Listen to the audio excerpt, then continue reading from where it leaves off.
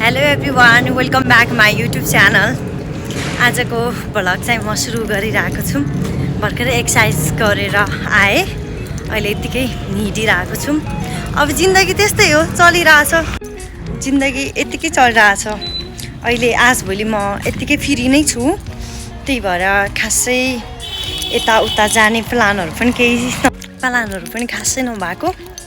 अनि काठमाडौँको गल्ली गल्लीमा भौतारिँदै बसिरहेको छु। हेर्न सक्नुहुन्छ कति राम्रो फुल छ यार। बर्खायामको समय छ, यसरी मजाले लौकाहरूको फुल लागिरहेको देख्न सक्नुहुन्छ। वाह, कस्तो दामी फुल लागिरहेको छ। मजाले फुलहरू फुलिरहेको छ।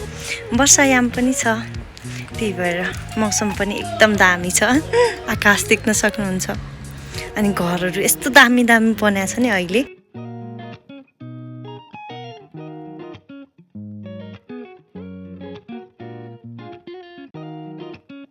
सेतो भएन, कस्तो क्युट छ के यो लौकाको फ्लावर चाहिँ।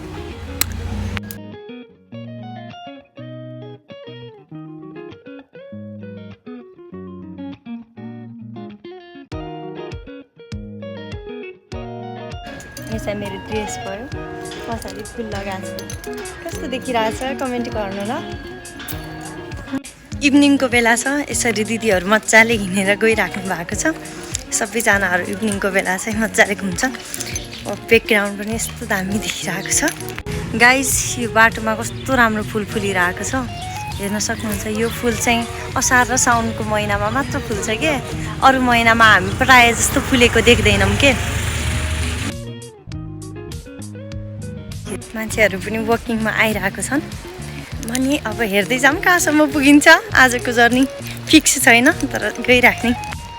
कति चिसो हावा आइरहेको छ। हेलो, नमस्ते बुवा। तपाईँलाई नमस्ते। कहाँ जाँदै हुनुहुन्छ? हो, घुम्दै। आउनु आउनु। हजुर हो, ए शीतल हावा खाने भन्नुभयो। घुम्नुपर्छ, बलियो हुनुहुन्छ। ल, बाई बाई। भर्खरै एक बासँग भेट भएको थियो। कस्तो हँसिलो बुवा हुनुहुन्छ। यस्तो टाइममा पनि यसमा पनि मजाले हिँडिराख्नु भएको छ। हामीले पनि हिँड्नुपर्छ क्या। यत्तिकै रुममा बसिरह्यो भने चाहिँ रोगहरू लाग्न सक्छ। बाहिर चाहिँ आउनुपर्छ। गाइस, आज आकाश चाहिँ यस्तो देखिरहेको छ। हेर्नु त कस्तो मजाको देखिरहेको छ। पानी परेर आकाशको सबै प्रदूषणहरू सबै बगाएर कस्तो सफा बनाएको छ। आजभोलि त दिनदिनै पानी पर्छ। बाहिर कतिखेर निस्किने थाहै हुँदैन। लुगा सुकाउँदै उठाउँदै ठिक्क हुन्छ के। आज दिनमा केही नभनौँ भने मैले 10 चोटि लुगा सुकायो होला, 10 चोटि उठायो। त्यसरी पानी आइरहन्छ। गाइस, मेरो ब्याकग्राउन्डको आकाश हेर्नु कस्तो दामी छ। चारैतिरबाट सर घुम्नु त।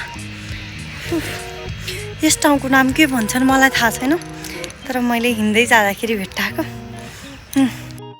गाइस, यताबाट हेर्दा चाहिँ काठमाडौँ यस्तो दामी देखिरहेको छ। आज आकाश पनि क्लियर छ। घरहरू पनि कस्तो दामी देखिरहेको छ क्या। दृश्य चाहिँ देख्न सक्नुहुन्छ भिडियोमा। गाइस, काठमाडौँमा पनि यस्तो बाटो रहेको छ। म त भन्छु जिन्दगी एउटा यात्रा हो। यसलाई निरन्तर यात्रा गरिरहनुपर्छ जबसम्म गन्तव्य भेट्टाइँदैन। जिन्दगीको गोरेटोमा गाह्रो पर्छ यात्रा गर्दाखेरि। यता जाँदाखेरि उता जाँदाखेरि ठक्कर खानुपर्छ, चोट खाइन्छ। तर हामीले निरन्तर यात्रा जारी गर्नुपर्छ। त्यही भएर भन्ने होला नि कि मान्छेहरूले जिन्दगी एउटा यात्रा हो र सुनौलो यात्रामा तपाईँ सबैले हामीले साथसाथै मिलेर अगाडि बढ्नुपर्छ। आकाश कति दामी देखिरहेछ।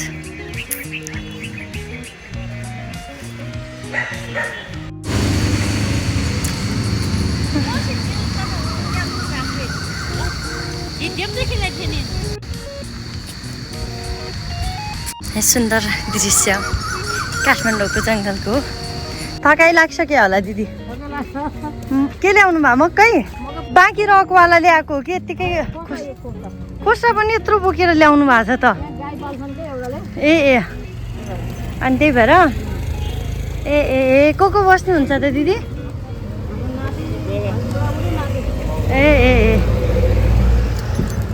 अब एक दिन आउनुपर्छ।